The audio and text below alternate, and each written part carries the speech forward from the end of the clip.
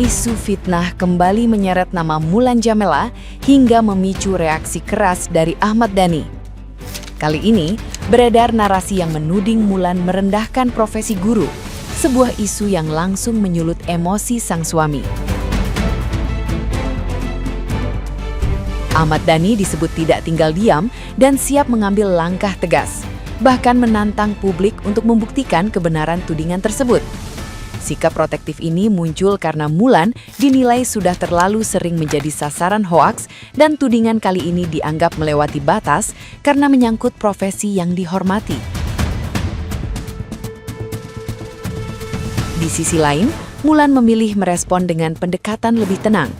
Ia menegaskan tidak pernah mengeluarkan pernyataan yang merendahkan guru dan telah berkomunikasi dengan pihak terkait untuk meluruskan isu. Sebagai figur publik sekaligus anggota DPR, ia ingin menghindari konflik berkepanjangan. Peristiwa ini menambah daftar panjang kabar miring yang menyerang rumah tangga mereka, sekaligus memperlihatkan perbedaan cara menghadapi tekanan antara Ahmad Dhani yang konfrontatif dan Mulan yang cenderung menenangkan situasi.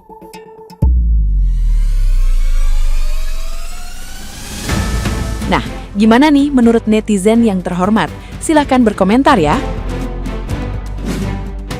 Mulan Jameela, guru harus punya kualitas, jangan hanya menuntut gaji. Lah.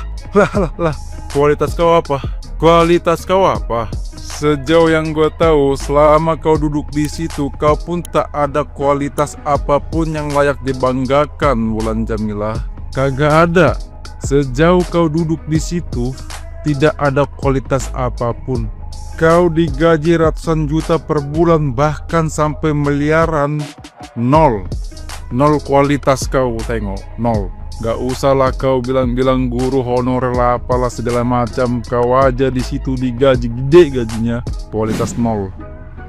Hai Mbak Jameela, yang menuntut itu bukan guru, tapi Anda beserta teman-temannya. Nuntut tunjangan, nuntut fasilitas rumah, kemudian menuntut mobil dinas. Nah, kalau guru itu tuh sebenarnya sudah memenuhi persyaratan. Kuliahnya aja minimal 4 tahun, bersertifikasi. Lah, kalau anggota DPR ada nggak pakai sertifikasi? Coba, anggota DPR itu kebanyakan paket C. Jadi yang nuntut itu bukan guru, tapi Anda beserta kru-krunya. Mulan Jameela bilang, guru jangan cuma nuntut gaji dong, harus berkualitas. Mana sih video dia ngomong kayak gitu? Kok aku nggak nemu ya guys? Tolong tag di depan dong kalau kalian nemu video dia ngomong kayak gitu.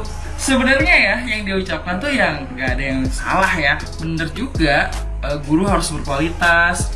Selain juga harus digaji layak juga. Dan memang sudah dilakukan, nggak usah kamu suruh juga dilakukan. Selalu ada supervisi berkala, kemudian evaluasi, lalu pengembangan kompetensi guru, selalu ada.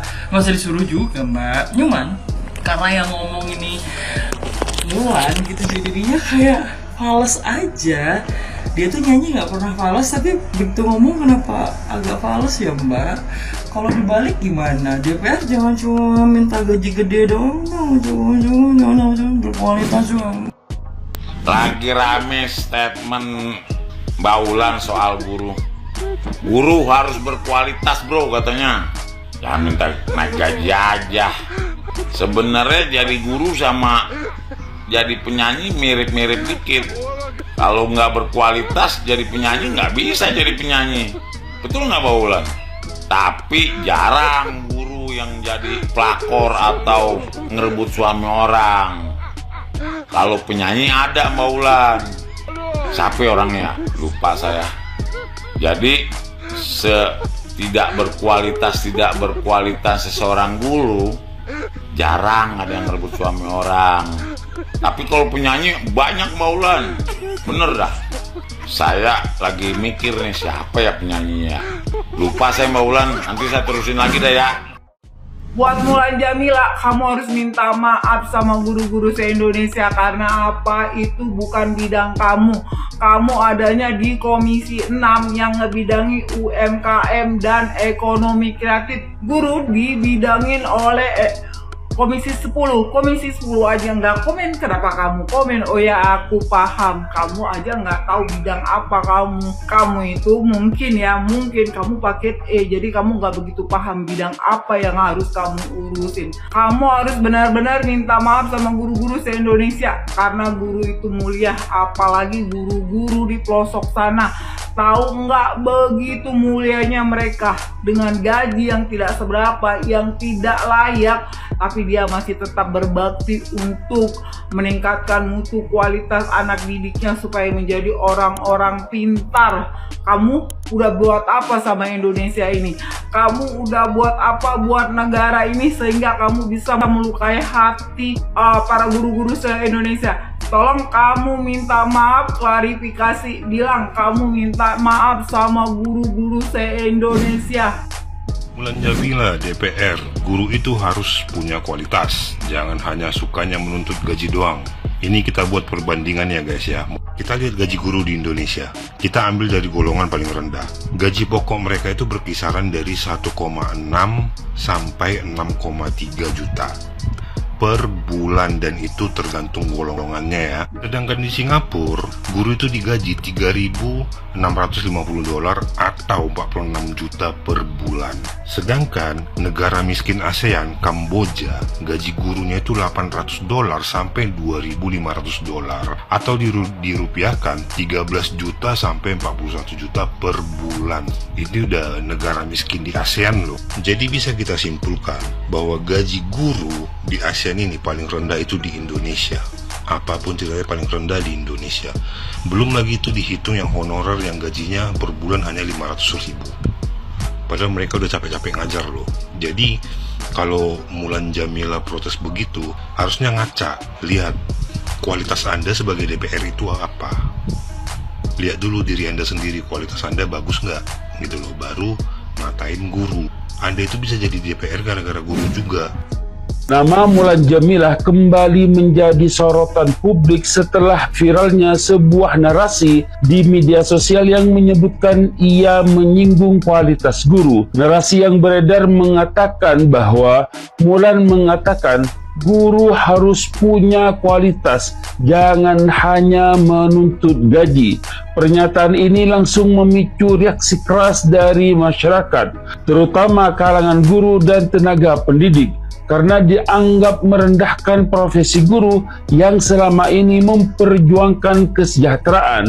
Namun setelah ditelusuri, tidak ada bukti valid bahwa Mulan pernah mengucapkan pernyataan tersebut. Narasi tersebut dikategorikan sebagai hoaks atau informasi yang dipelintir. Mulan memberikan klarifikasi langsung, membantah keras tudingan itu. Ia menegaskan menghormati dan mendukung guru sebagai pilar pendidikan. Ia juga menjelaskan bahwa posisinya di DPR tidak berada di Komisi Pendidikan, sehingga narasi itu dinilai tidak relevan. Kasus ini menunjukkan bagaimana potongan informasi atau bahkan konten palsu bisa dengan cepat menyebar dan membentuk opini publik tanpa verifikasi. Yang lebih memprihatinkan dari kasus ini bukan cuma hoaksnya, tapi betapa mudahnya publik tersulut tanpa berpikir. Guru dituntut mencetak generasi kritis, tapi kenyataannya masyarakat justru gagal berpikir kritis saat diuji informasi. Kita marah secepat kilat, tapi malas mengecek satu klik kebenaran. Di era sekarang, reputasi seseorang bisa hancur bukan karena kesalahannya, melainkan karena kebohongan yang dipercaya ramai-ramai. Kalau pola ini terus dibiarkan, yang rusak bukan cuma nama orang, tapi juga logika publik itu sendiri. Kasus ini jadi tamparan. Di zaman banjir informasi, yang paling mahal bukan data, tapi akal sehat untuk memilahnya.